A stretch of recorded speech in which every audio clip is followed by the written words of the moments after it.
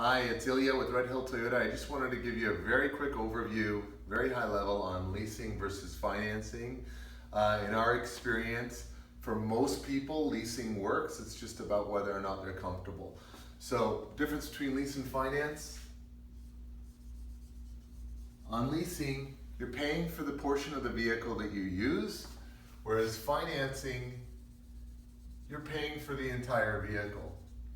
What that means is on a finance, you have higher payments. On a lease, you have lower payments.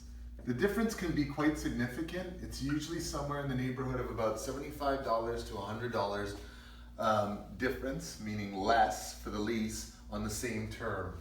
The other thing is because you're paying for the full vehicle, you're paying all the tax on a finance, which also contributes to the higher payments.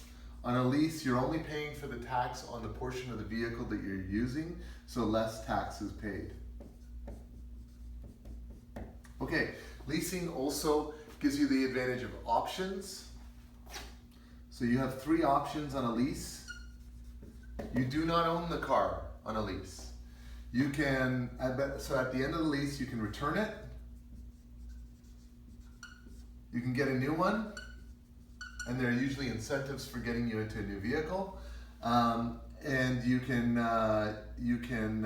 buy it out, and you'll know what the buyout is today. We'll talk about that in a second.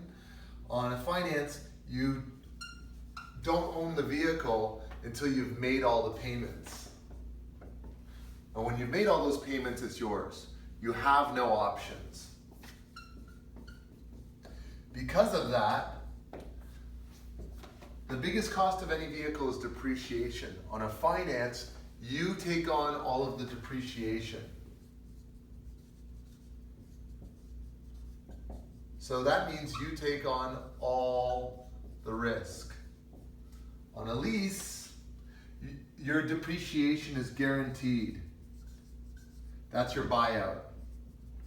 No matter what happens, even if you're in an accident, that same amount is guaranteed, whereas on a finance, that will lower the value of your vehicle. That can be quite a large hit.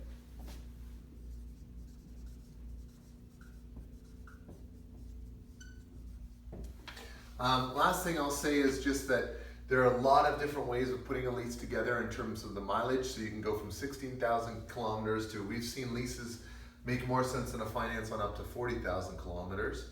And just consider it this way. If you were to buy a home for $200,000, if you were looking at a home for $200,000, and I could tell you today that that house would go from $200,000 to, in 4 years, $100,000, would you buy the house or would you lease it? Most people would lease it. I hope that was helpful and wish you a good day.